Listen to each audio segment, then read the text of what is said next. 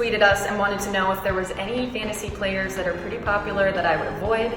Well, yes, Corey, I actually am going to have a story up on sportsbrunch.com this week called Grudges and Crutches, and I do have some nominations for players that I felt some fantasy grudges against for some things they've done in the past. I would say Leonard Fournette, running back for the Jaguars, is one that I wouldn't touch. I think he's ranked fairly high this year, but last year he sat out most of the year with an injury and also had off-the-field issues and was also benched late in the year for just basically disciplinary issues. Got ejected from a game at one point. He's just all over the place, and now he's playing for an offensive coordinator, John DeFilippo. They got fired in Minnesota for not running the ball enough. I would steer clear of that. Next up, I also have Jordan Howard.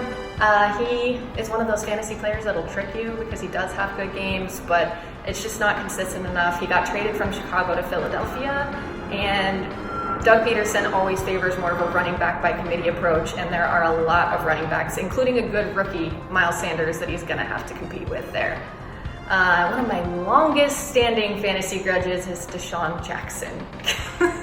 He's back in Philly now. He's a great player, but he has a tendency of getting hurt in-game, and you'll have him out there and starting on your roster, and then all of a sudden you just get a 0 because he left the game.